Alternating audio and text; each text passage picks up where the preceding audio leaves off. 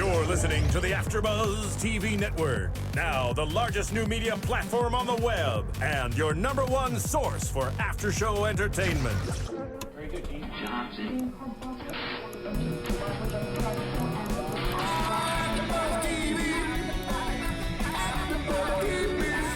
The AFTERBUZZ Studios in Los Angeles, California. Presented by Maria Menounos and Bing.com and streaming live thanks to Akamai Technologies. This is AFTERBUZZ TV's Defiance After Show. We'll break down tonight's episode and get you all the latest news and gossip. And now, another post-game wrap-up show for your favorite TV show. It's AFTERBUZZ TV's Defiance After Show. Oh yeah.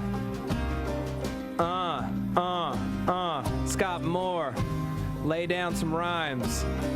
Here we go. Here, yeah. Okay. Defiance in the house with Matt Lieberman. It was so close. I thought you were actually going to give me some rhymes. Opening I up. was, but I know. Well, it's fine. I had to go into it. Bing is for doing, and we are doing another Defiance after show, opening up to the strings of one Mr. Bob Dylan. Yeah, can't go wrong with opening to that. Scarlet Town by Bob Dylan, which closed this episode of Defiance, which I just want to say right off the bat, isn't it the best feeling in the world when your faith in a series pays off? Like, Yes. you know, you see a pilot, it's got promise, but you have no idea whether or not the ensuing show is going to really be any good.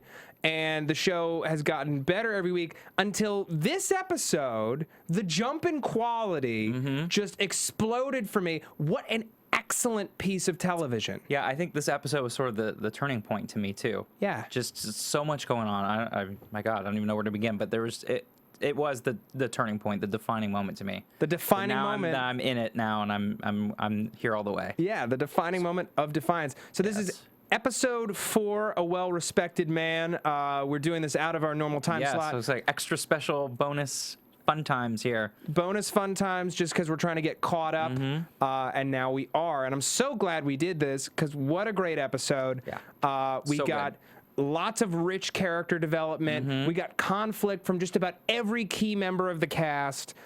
We had some mythology deepen. We had a fair bit of action. We got to see our old pal, the Bioman, again. Yeah. Lots and lots of good stuff. Lots of stuff going on, jam-packed into one episode. Yeah. So let's just jump right in. So Nolan and Kenya, we open on them having super fun bedroom times, and she does not want his Jaja because she doesn't. because she enjoys everything else so much. She wants him to be her not boyfriend. Yes. Yes. No labels, but no paying either. Yeah. Because she's fun and he's fun. Yeah, which good for them until, of course, you know, Amanda walks in and she's like, the look on her face when she asks Jared, the Liberata, you know, where he is, and he's in Kenya's room. Yeah, I love she's it. like, He's in room 106. yeah. She's like, what is he doing in my sister's room? Yeah.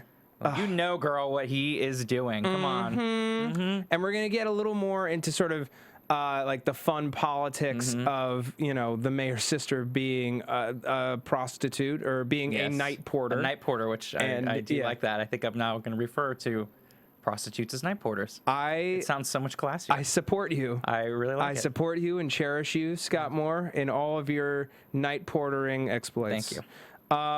Appreciate the support. Yeah. So Tira, who's one of Kenya's night porters, rips off a female customer. Yep. Which, like, I'm glad we got 2 instances of it this week, and it's one of my favorite things. Sci-fi shows more than any other genre do this, where they don't, you know, put a big, you know, like.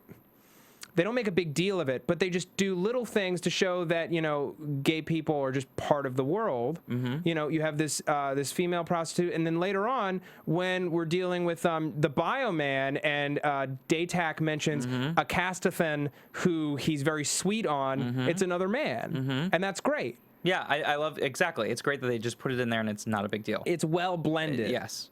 And that's just how the world is. It's not a deal at all. It should be. Yeah, so Tira runs and Kenny chases after her, where they inadvertently stumble upon the bioman who's been helping deal this adreno, which is the drug. It's the hot drug of choice. It's the hot stuff.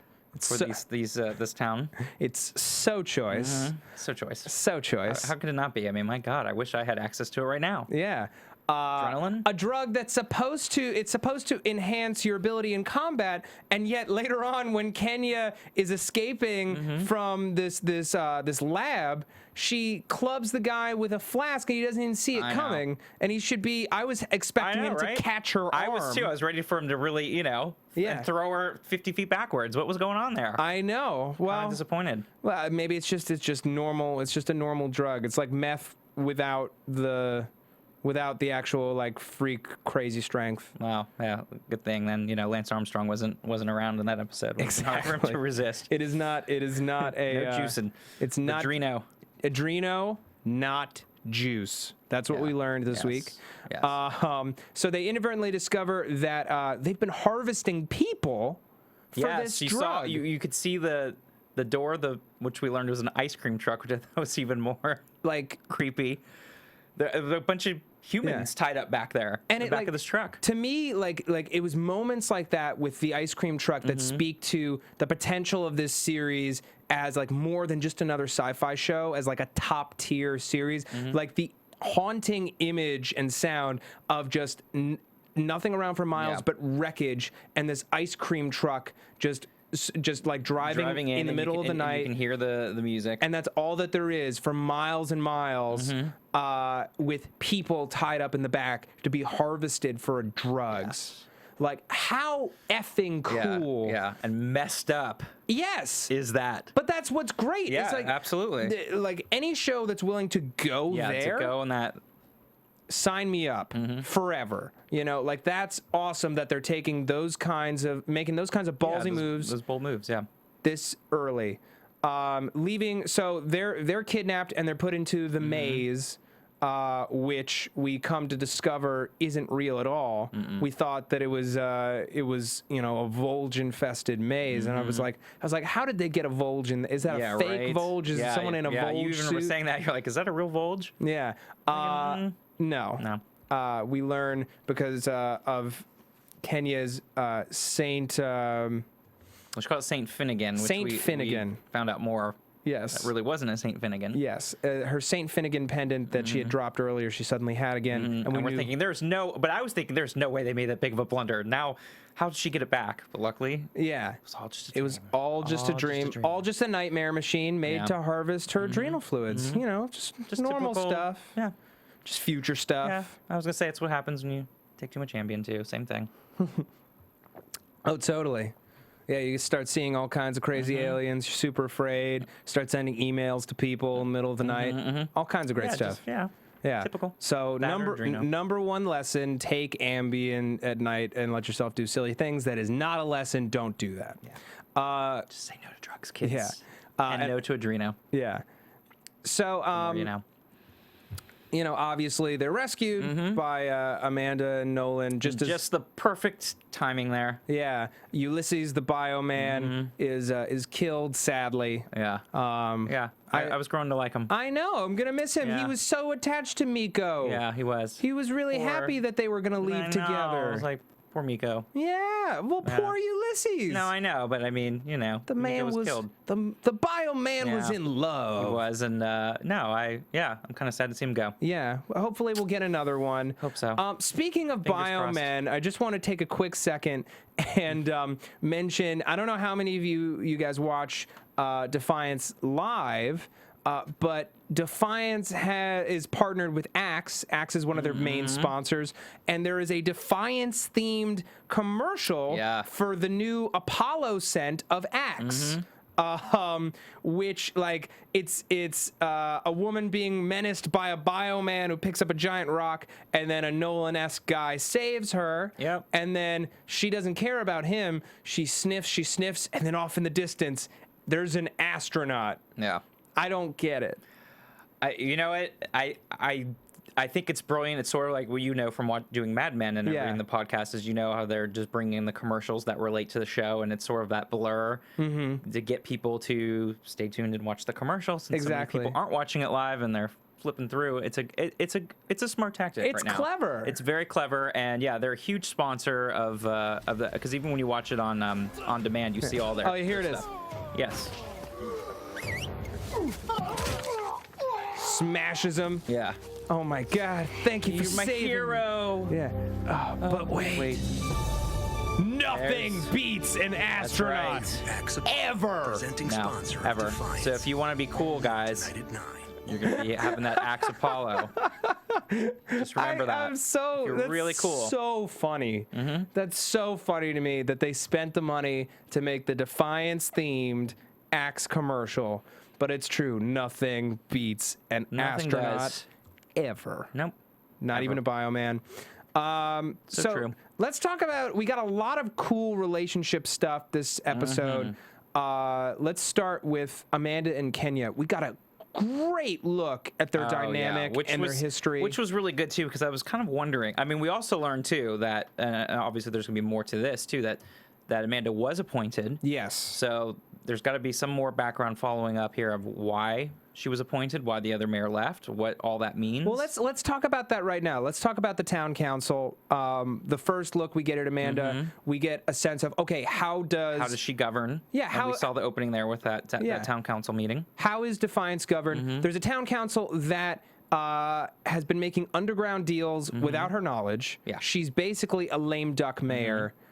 People have been going around behind her back, and very important people leaving her out of decisions and decision making. Yeah. And but we get a sense of her frustration and how little respect people have, and that it's not necessarily people who are appointed by the people. This is not a democracy. It's whoever has the largest business interests in town is appointed to the town council, and they decide what to happen. We also learned that the stasis net has not been re-engaged. Yes. It is still broken. Still destroyed. Yep. And hasn't been fixed. The town is very vulnerable. So Amanda is on her way is on her way out when she's accosted by a woman in the street who tells her that Kenya slept with her husband. Which also I kind of like the fact too that you think of a mayor, you're like, oh, they're all mighty and powerful, and here she was just walking out in the street. And you just don't feel like you would see in something like today where you're just able to walk right up and. And not even that, but she's like, I'm sorry, I'm very busy. And she grabs her. She's like, no, you're going to listen to this. Your sister is a dirty whore who slept with my husband, who she's not even taking her husband to task. Yeah, exactly. It's like, my husband is a good man. If it wasn't for your dirty sister, it's all who your dirty seduced sister. him. What she call her, the dirty pig. Yeah, or something dirty like that. pig of a sister. Your mother must be so ashamed. And Amanda slaps the bee out of her. Yeah, that was good. It was really, really awesome. But and tells her deal with your husband. That's his thing. That's his thing. But there's something really interesting here about being an elected official, or not even elected, an appointed official who's running for re-election. And your sister is also a very prominent member of the community. Yes. But she runs a whorehouse. Yes. She's prominent. Yes, but her type of business is maybe not so looked upon nicely by a lot of people. Well, not only that, but it deeply affects her situation is so complicated, and who is she supposed to really ally herself with? Yeah. Her sister's not going to shut down her business. No. A lot of people in the town approve of the business because they use it, Of course. or they go there to drink or whatever. And she's well liked among a lot of the community. Yeah. But how do you think that this will affect her chances in this election? Well, it's sort of like anything else in politics. Is it really going to be a big deal when it comes down to when people are voting or whoever's voting on her, and how? I don't even know how that whole voting thing works. I don't even know. Yeah, well, that's another thing. We don't know how people are elected or chosen or how that all happens. Well, most people are chosen to be on the council. The mayor appoints them. Yeah. But how she gets, obviously she was appointed by the previous mayor for unknown reasons at this point, but how does she get reelected? Well, I think she left because of her health. You know, she's always got that breathing. Yes, we know she had a breathing, but I'm wondering if there's more to that, as she hasn't been around, and I'm sure she's going to come back and future episodes explain her whole mission, reasons why she's doing the things she's doing as well. But yeah, I don't know. I don't think it will. As we were talking, you see as she talks to her sister and kind of ask her why she's doing what she's doing. Yeah. You know, why she couldn't be doing something else. And Kenya's basically like, I have fun. I like what I'm doing. Yeah. You know, you're not my parent. Yeah. You can't tell me what to do. I like sex. I run a good business. I'm getting paid well. She used that phrase that's so old world of you. Yeah, old world. Which is like, is really, really cool. Attitudes have changed a lot. This is basically, we're back to the frontier. And in the frontier, you know, as long as you were sex positive, you know, you could see it as a business and handle it that way. You know, when the Pale Wars were happening, she was only like 4 or 5 years old. She was very young. She doesn't really remember a life before. Yeah, like saying the old world, the way things were. Yeah, and the age of Puritanism is long gone. But also, I think that it still brings to fact, which I love about sci-fi too, are like what's going on in the world today, in the real world of what's happening, and bring that in to these type of stories. And that's, you know, something that's ongoing in today's world. Yeah. And having judgmental issues if someone was running a brothel or a whorehouse or whatever it is, you know, how are people going to be? Most people are going to be very judgmental towards that. But what if it was something that wasn't illegal? Like, for example, I read an article today about how Reddit's Gone Wild community has grown and changed over the last few years. I don't know if you're aware of it. Yeah. Yeah. And, you know, imagine someone who is running for public office and a relative of theirs regularly posts photos to that subreddit because they value their body and they want to share it, and that's just a choice that they want to make. The parallel isn't necessarily the same, but there's something to be said. No, but there is something to be said about that. Being sex positive in this age and in the age of Defiance, and how it's starting to be viewed differently. Yeah. Yeah. Definitely. And we'll see what the repercussions are, if it is going to affect her or not. Yeah, I think affect Amanda. I think that it will somewhere down the line. But Amanda comes to get new respect for Kenya over the course of this episode. They have this fight at the top, and then, of course, Kenya is kidnapped. And in the process of trying to find her, Amanda has this great scene with Stama, who at first, like, it's right after Daytak refuses to look for Kenya, which is a great scene, and we'll get to it in just a bit. But she comes up to her and she's like, you know, a lot of women in this town, especially the night porters, don't look at me in the street. But your sister comes up to me and gives me the biggest hug that she possibly can, and she says, "Thank you for sharing your husband. He is a wonderful man." And that just kind of blew my mind in terms of just how differently Kenya views the world from everyone else. And that it's a valid argument if you're willing to accept what it is. No, absolutely. I mean, there's that cynical side of me too that was thinking, okay, well, Stama has a reason for doing that, and she's going to be all sweet because she wants something. And that was true. So that was my part. I was thinking she should be running for mayor with her connivingness, but we'll get more into that in a little bit too. This was a great episode for everybody. Really Stama had a great episode. She really did. Yeah. So we get all this backstory about Amanda and Kenya. We see at the top, it makes it look like, you know, their mother died. Yeah, that's by what you're explosion. led to believe at the beginning there. But actually, Amanda had been hiding from Kenya from all these years, and this like broke my heart that her mother was just going to leave her behind. Yeah, and Amanda refused to leave Kenya behind as soldiers were advancing.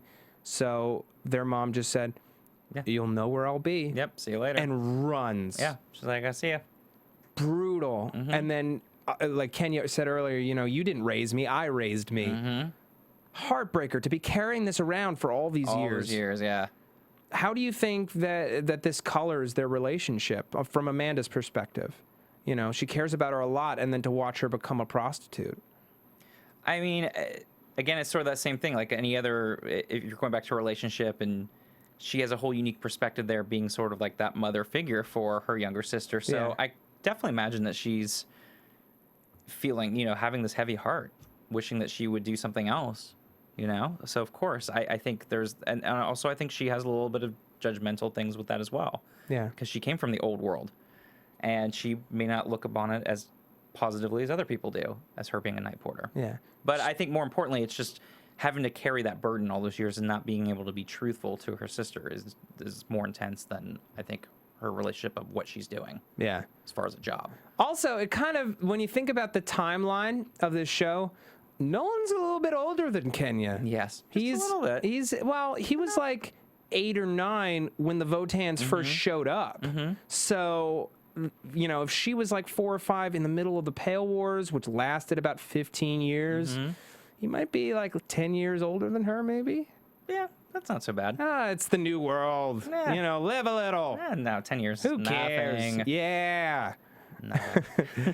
We got some new aliens this week. We got Jared, Jered, who is a Liberata, who's a bartender. I love Liberata. I want more Liberata. I come on. want more Sensoths. We got another Sensoth this more week. Sensoths. Those are my people. They're so cute. They're so weird looking. They're like Wookiees crossed with orangutans. Yeah, or some kind of monkey Wookiee hybrid thing. Yeah. Yeah. All right. I'm just going to talk really quickly about iTunes. Thanks, guys, for keeping us in the top 10 of AfterBuzz TV's podcasts. Thank you. Yes. Tell your friends to watch this show because it's really good, and tell them to watch or listen to our everybody. show. And subscribe to us on iTunes. Please rate us and comment. Like us. Yeah. Tell us what you think. We really want to know what you think, and we love our fans. And please communicate with us on Twitter and keep watching the show because we love doing it. And the show is only getting better. Yeah, so keep watching the show so the show can keep going on as well. And on Monday, Monday the 13th. Monday the 13th, yes. We have Grant Bowler. Yeah, he's going to be here. The star of Defiance is going to be here in the studio with us, so be sure to tune in at 7 p.m. Pacific Standard Time so that you can tweet us your questions for Grant. We're so excited to have him. Which is why we need to catch up, so we're ready to go. Yes. So let's talk, since we're talking about Grant, let's talk about Nolan and Daytak. We had an awesome opening this week where Nolan stops a shipment or these drug dealers who are dealing Adreno in the Hollows. That was great because I also love the whole opening there, sort of like that vignette. You could see like what the townspeople were doing, what was going on. It was a normal day, and they're driving down this little alleyway there in the Hollows. And then all of a sudden, they were talking about getting a bowl of pow later. A bowl of pow. And then Nolan stops them. He grabs their shipment of weapons and the money, and he's like, "I'm gonna shut Daytak Tar down. Nobody leaves a body on my doorstep and gets away with it." And I was so happy that and he's gonna have the Daytak retirement plan by taking that money. Exactly. I need one of those right now. Or like the Daytak retirement funder plan. Yeah, plan, whatever. But I need a Daytak retirement plan going for me right now. Yeah. So Nolan actually kind of got shown up this week after that awesome opening.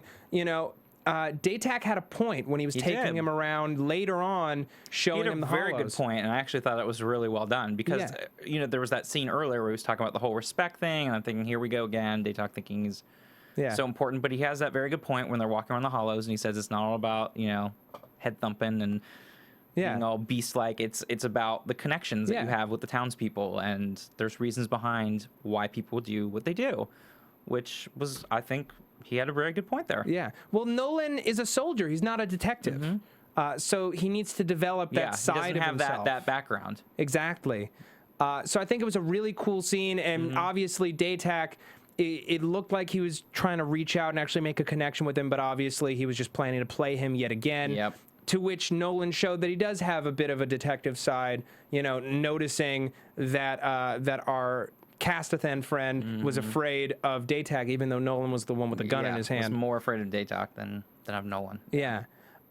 Really, really cool sequence. And I love how these two continually get positioned as equals. And I'm glad that offense of dumping the body on his doorstep did not go unanswered Yeah. for too many episodes because it was a agree. big deal. It was a very big deal, and I do, like you're saying, I do like this back and forth between these two characters. Yeah. It's very fierce, and they don't let it breathe for too long, which they shouldn't. And I'm really happy with what the writing staff has been doing with the two of them. And now Daytak got what he wanted. He's on the town council. Which was, you know, again, great because he didn't say, because that was the thing too, when he was talking about this whole respect thing. Yeah. Just like I think any other viewer out there was thinking the same thing. Well, what kind of respect? What does she have to do? So it was great when Stama came and talked to her afterwards, told her exactly what she had to do there. Some great Lady Macbething. Oh my God, so good. And then, of course, at the end of the episode, Nolan recognizing, you know, Daytak's not the one I should be watching. You're the dangerous it gives one. me chills, just that whole ending right there. And then she's like knitting some kind of, with those metallic. And she's like, you're so sweet. So sweet. Oh.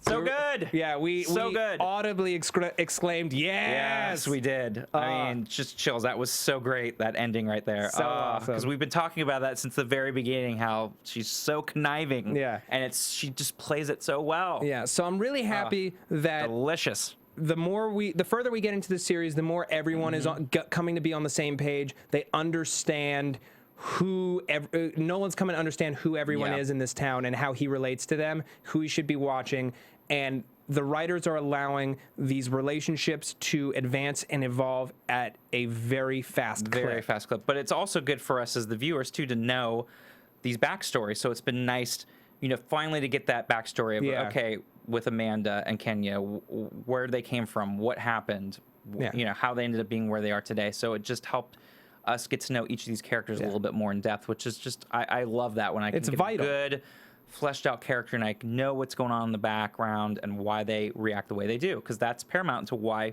characters do what they do. Yes, and their motivations are. I appreciate a show that's willing to burn through story quickly because it means they're not afraid of running out. Yeah. And they will continue to keep it because that's the problem when you keep those stories where they're afraid to do that and it just drags out way too long and for a couple episodes. You're like, okay, now that's too much. You get bored. Yeah. Speaking of stories, we get further advancement in the relationship between Rafe McCauley and his son Quentin, who got way developed this week. Yeah, they had a really good moment with that too. Oh my God! You know, they had that fight where the L7 shaft got closed off. Quentin was supposed to work it. Rafe says he's not ready, and Quentin just goes off. So pissed off, which rightfully so. You know, you got that as a kid, and your dad's kind of trying to prevent you to do what you need to do, kind of thing. You were ready to go down there and work, and you're excited, and your dad's like, no, not gonna happen. And then typical. Yeah, so he blows up. Father-son stuff. And then he walks away, and Rafe's like, if you tell anybody about this, I will drop your dead body down a mine shaft. And I'm so happy that Rafe has a little gangster to him. Yeah, which we talked about on the last episode, which was great. But then, again, we saw that warm side of him again. Yes. And that moment that he had with his son, which I thought was so good. Because at first, when he starts out saying, oh, you're not Luke, you're never going to be Luke, I was thinking, oh my God, now here's like the dad playing favorites kind of thing. But then he goes in this whole really sweet, warm moment with his son. I was like, wow, this is great. I love that moment. I love you too. I love you in a completely different way. And I respect you. Yes, and your professionalism, and it goes on and on. I thought, wow, that was awesome. Yeah, and then he lets that moment. He lets him in on the secret, our secret golden disc thing.